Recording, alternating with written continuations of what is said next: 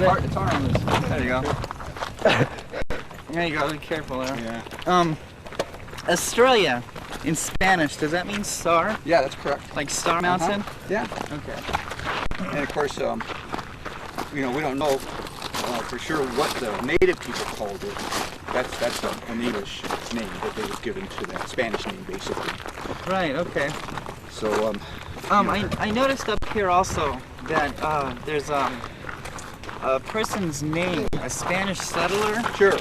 What was his Is it name? Marcos? Yes. Marcos de Niza? I believe so. Yeah, okay. Now, he was one of the early Spanish explorers that came through here. So, early history as well as petroglyphs, because that's considered to be a historic petroglyph. Yes. It was pretty, and, for archaeologists, anything, 1540 is the prehistoric cutoff date, basically. So that pretty much qualifies, right? Almost prehistoric, or at least what they call proto-historic design. What year was that, do you think? 1540 is the official cutoff for prehistoric here. Oh, wow. Yeah, because that's when the Spanish supposedly first came in and began to record history. I see. Yeah, okay. Okay, now, of course, then again, here we are talking about these petroglyphs that might actually be recording things that happened as well. Right. So whose history are we talking about? Who's Right, recording this exactly. history? That's okay. In your opinion, are these myths that the Indians are talking about on these rocks up here? Which would be talking about stories. Just a little design that sparks the memory of this story, and then you can relate the story to the next generation or whatever. Right. Yes, I to the spiral topic, you said like some people say that it was for water, and then other people might think that it's like emergent points. That's correct, yeah. Or a vortex. Yeah, like a vortex, yeah, or and of course that's the big feeling of native people is that we emerge from the earth. The Hopis talk to us about we're in the fourth world. Right. Because, basically what happened was we screwed up 3 times. So they said, well, let's just start over again. So here we are in the fourth world. So that spiral then is maybe marking one of those emergence points into this world. And so kind of think of it like a tunnel, looking down into a tunnel, or maybe up into a tunnel to the next world, for that matter. For the next world, Yeah. right. And the Hopis, I understand, are waiting for the Kachinas to come back? Yeah. Is that correct? And yeah, there's the Hopis are probably the oldest, most traditional tribe. And I have to, again, kind of defer. I don't have a great knowledge of their traditions and history, but yeah, they seem to have it recorded as to when certain things are going to happen. Like for the Europeans, it would be Nostradamus' predictions and things like that. Wow, is that right? The Hopis? The Hopis would have similar predictions as to world events that are going on, which seem to be pretty close to being true, actually. So, Yeah, that's I give them a lot of, I believe a lot of the theories that they have in their rock art and things like that. So, you gotta listen to that little voice sometimes. Yes. Yeah. So. Did they ever make calendars? To like predictions, like maybe the Aztecs? Probably, not that I know of personally that are as elaborate as like the Aztec or the Mayan calendars. Mayan, yeah. But they did have the archaeoastronomy or the petroglyphs that marked certain solar events. So maybe not so much into the future as marking the events that are important in their life, because solstices are days of harvest, days of planting, days of ceremony, and so you got to know when those are. If you don't have a written alphabet or a number system that we know about, then you have to have some way to figure out what those days are when they're going to be here. And so that's what we think their calendar system was based on. Was things in their life that were important rather than minute by minute, or even what's going to happen 10,000 years from now and stuff like that. I so see. It's a survival thing. So here it's again, the spirals are sometimes used. They sometimes will point to the direction of the solstices, the sunrise or something, and when that lines up on the horizon, then it's a solstice day. Or at Pueblo Grande, of course, they have the solstice room, which actually has a corner doorway and a side doorway. Then on the morning of the summer solstice, the sunlight comes right through this little corner doorway, which is pretty unusual, and it shines right through the side doorway. Yes. On the winter solstice, the opposite happens in the evening. the solstice or winter solstice sunset marks that time for them. And that took a while. Oh yeah, for them so you to got to figure they're that sitting out. there doing all those calculations and how many years that somebody had to sit there and watch that to make sure that that was happening accurately. Yeah. And then you got to continue that because like a somebody's couple- job is to watch for that, you know. So the shaman or an elder or somebody like that, that would be one of their jobs. And that would take at least a couple generations. don't you Well, yeah, I think so, especially with the probably. moon phases, Yeah. because they And- mark the moon. And, after oh it yeah, also. and of course that's what what's that, 13-year cycle or something like that for the Yes. moon? Yes. Yeah. So these are you know, one of the things that we never say is primitive people, because you know these people are advanced and smart people. It's just that today we have a lot more information available to us, Right. and a lot faster than they had. So we're able to. And I find come up that with other amazing theories. that they were just, so advanced for their time and age. Sure, You you know. bet. So. Okay, Miller. And again, now also we think those are probably pretty old, because see how much darker they are than the ones like above there and everything. So that's that. You know, actually you remove that coloring, then since the natural process, it starts to darken again. So that's one of the ways they tell the ages of petroglyphs. Is a real dark one is probably older than a real light one because it hasn't darkened again enough. But that T shape or cross shape actually is an outline, and you can see a little cross on the inside there as well. So they call it an outline cross. Of course, that's a symbol for that Quetzalcoatl guy in Mexico, the kind of godlike figure down there. And that's a symbol they use for him down in Mesoamerica. And so and we know they had influences from those people. So maybe this is some of the influence from the traditions down in Mesoamerica coming up here and joining with the Hohokam civilization. So, you know, a lot of things going on in that one little symbol right there. But we see a lot of outline crosses here, all those little anthropomorphic figures or human figures. Yeah. They're all in the appeasement pose. Okay, you're asking for something from the Creator, so you're being very reverent about it. Your hands are up and things like that. All my fourth graders that come by say, "Oh, they just scored a touchdown." Yeah. This is So like you know, fun. but that's good. That's a good point about interpretation. You know, different Uh-huh. people are going to look at things different ways. So you got to remember that. And a lot of people suspect that there were certain reasons why they picked sites. This rock as opposed to another rock. It could have been again. Well, one of the theories is that, especially since there's a lot of iron and manganese in our rocks out here, that can make a difference in the magnetic patterns that are around. So like down at Sears Point, near Gila Bend, there's actually a petroglyph that looks like a caduceus. It's the staff with two serpents going around it, like a doctor symbol. Wow. When you hold your compass up next to that, it never stops. It just keeps going back and forth like that. Really? Okay. Now some people can feel that, all right? And so when they got to the area, the medicine man or the shaman felt that and said, "This is where we need to do our design." Okay? Wow. So maybe that's why they picked this place. We don't know. Some people say that it has to do with echoes, because that's a pretty mysterious process to have the rocks talk back to you or something like that. Yeah. So sometimes you'll find petroglyphs where you hear echoes when you speak loudly or something Oh, like that's that. neat. I didn't know that. Yeah, so a lot of different ideas of why they pick different places to do it. And how come he's got a tail? Well, okay, that's our lizard man, all right?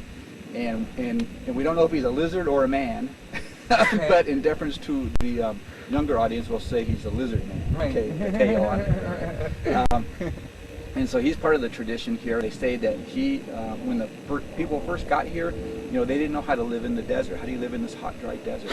So the lizard people came up out of the sand world, and they taught the people how to live here. When they came up out of the sand world, their tails fell off, right? So they looked like everybody else.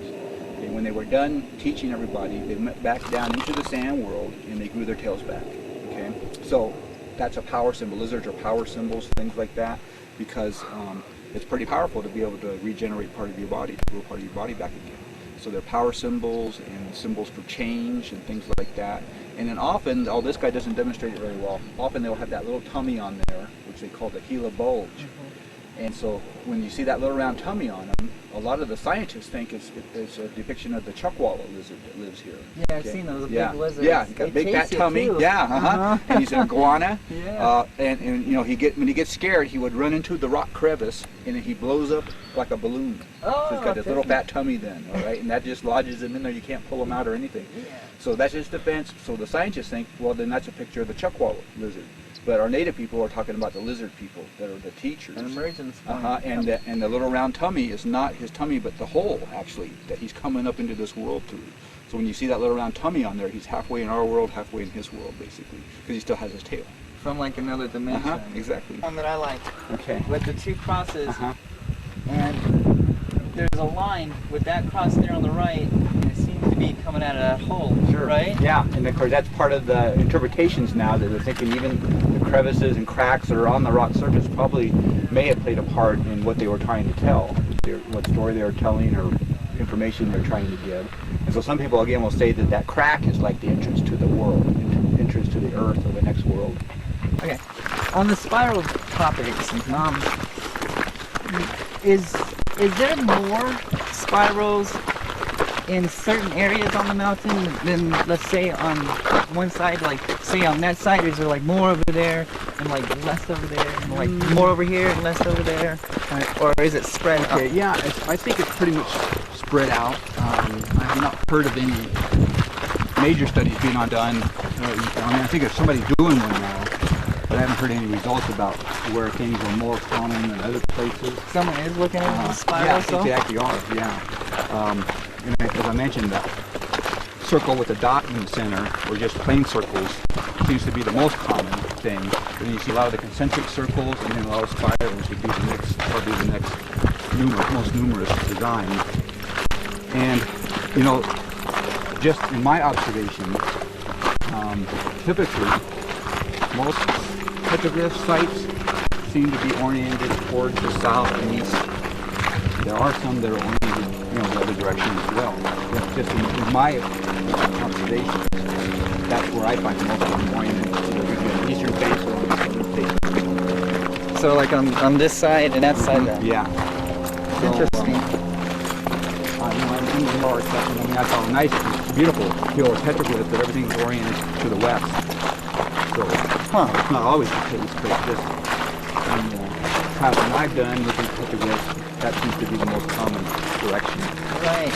Because I came up here a few times and I'm looking, for the spirals, and I saw some on the other side over there. Okay. And I was just curious if there's more spirals on one side and then there is the other. There may be. That's a good question. And hopefully somebody will look into that. Maybe write a grant. Yeah, there you go. Yeah, There's a lot of work, a lot of interest now in rock art. Yes, because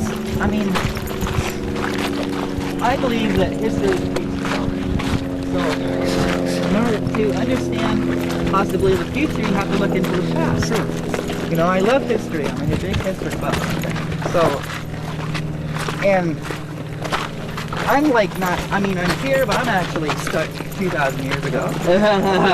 You know what I mean? I don't look, I used to look at, what's going on today, but now I'm looking at the history. I'm looking at what actually happened here, 2,000 years ago.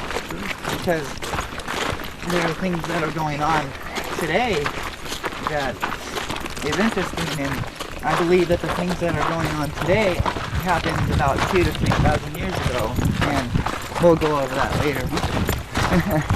I'll show you. If I have time on this camera, I'll show you what I'm looking at. You have 125 minutes. Good. Hopefully you won't find it too crazy. Yeah. Hey, awesome. Then you're going to love what I'm going to show you. You want to stop recording? Forms of vandalism, which, I had to, give them the service that they probably thought this was a good thing to do and of course they must have respected it to begin with, or they wouldn't have wanted it in their house. But, it's better to leave them where they are, because, we like we talked about, they may tell a story. That might have been the important piece of the story we needed to find out what they're trying to talk about here. Maybe someone took it out for us not to know. Well, that's a possibility too. Yeah, although, it was probably done modernly because the rock hasn't darkened much. Right. And so we're figuring that's probably a modern deal that somebody did. Maybe even the guy from 1902 here did that. Yeah, because if you look at some, like for instance in Egypt, and you look at the hieroglyphics there, Yeah. you'll see the hieroglyphics, and then you'll see some of them chiseled out. Sure. Like Yeah. they don't want us to know. Okay. Yeah, that's a good point. Get it. So yeah, and of course the book. Have you read the book of the Hopi? You can pan over there and look there. Okay. A No. guy named Frank Waters. And find it, and you know, it's some of the anthropologists today they count some of the stuff in this book because he did it many years ago. But I think it's still a good book to take a look at. And they'll talk about those designs that we're talking about that might be foretelling future events and things like that. And so that's where you want to look if you want to get a little more information about that. And they'll talk about the Kachina cultures. Oh, what's it called again? It's called the Book of the Hopi. Book of the Hopi. I'll look into Frank that. Waters is the Frank Waters. author. And then I tell you the migration story and the 4 cross symbols. That's in that. Is it? Cool. And so, yeah, there was a lot of stuff going on here not too long ago because one of the pounds of petroglyphs supposedly is telling me about the end of the earth. Or the end of this world, yeah. On South Mountain? No, in Hopi. And so they'll have a picture of that in the book too. And they're saying, somebody got a hold of it and saying, well, all this stuff that this panel is predicting, and I'm not sure it's the Hopi that's interpreting it, but anyway, whoever's interpreting it said, yeah, all these things have happened, so the end of this world is near. So, Was there any signs to be looked out for that the end was near? Yeah, on that panel they tell about what to look for. And again, not being well versed in it, I can't tell you what they are. Okay, I'll look into it. Okay. Wonderful, thank you. Okay, cool.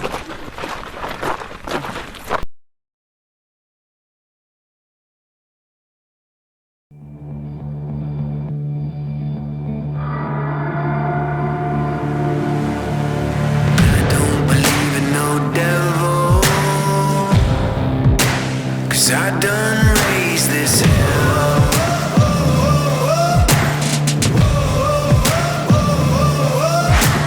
I've been the last one standing when all the giants fell.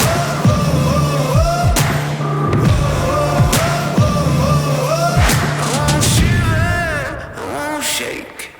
I'm made of stone, I don't break.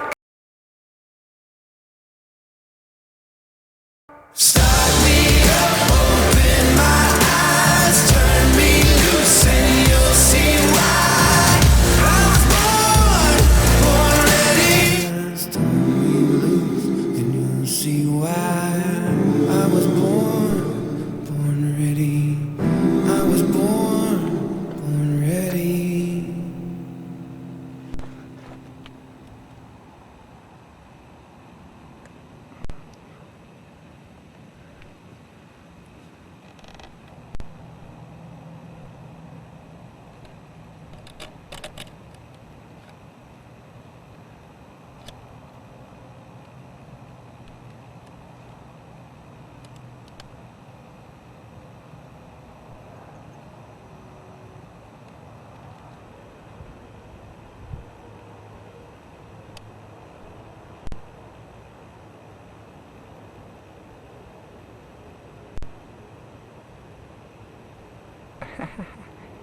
He's hot.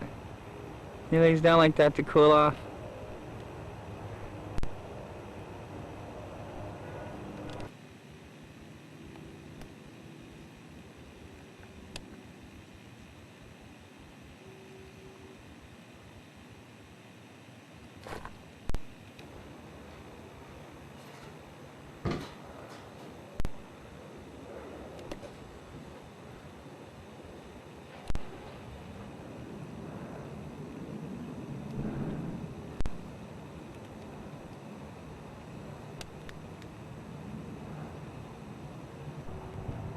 Okay, right now we're standing on South Mountain. We are at the southeast side of the mountain. And right over there, there's the Bank of America. Now our bleachers is somewhere in this area around in here. Not far from the Bank of America there. That tall building there. And we are sitting somewhere in this area down in here. I'm not too sure if you can see the school, but the college is right down there where we are sitting at. Now we are looking from our perspective, from where we're sitting at the bleachers. We are looking in this direction out here. Right out here. Towards the south, sometimes the southwest. Now some people think that they're here for the power supply. See the power supply? There's like a little mini power plant there. Which would kind of make sense, because sometimes these lights do seem a little close. Maybe up here in this area, right around in here. Maybe they're hanging out right around in this power source, right in here. And that would put them right in here, in this area. But then people are saying, well, all these people down here would see them. True. Look at all these houses down here. But what if they're not paying attention? See all the obstacles in the way here? And these things, they seem to be kind of, I mean, when we're down on the ground, they're like behind the trees. They're like below the tree line. That's why we have to get up top to see them. We have to climb up on the bleachers. We have to get over the treetops to see them, because they're kind of like stealthy. They're hiding. And maybe that's why some of these people down here don't see them, is because from their vantage point down there, they won't be able to see all these trees here. These trees are in the way. Maybe. Another theory is we're going to talk about ley lines. Ley lines are electromagnetic energy sources. There's a fault line between the Australia, this is the South Mountain here. There's Phoenix, way out there. There's Phoenix, way over there. And there's a fault line. Hey, Bill. Oh. There's a fault line in between here. But my point is, there's a fault line in between these two mountains here that runs all the way up to California. And what Dave was saying, the Indian tour guy here, was saying that the spirits was coming out of these emergence points, out of these vortexes. And see, back in the day, back 2,000 years ago, we didn't have power plants right here. But we did have ley lines, and we did have fault lines. And that's how South Mountain and the Australia Mountain was created. So, I'm running out of battery time, and I just thought I would give you more of a perspective on where I'm looking at. See, I'm here, I'm like in this area over here, by the bank, down in this area, right in here, somewhere is the school. And I am looking off in this direction out here. My eyes don't lose, and you'll see why I was born.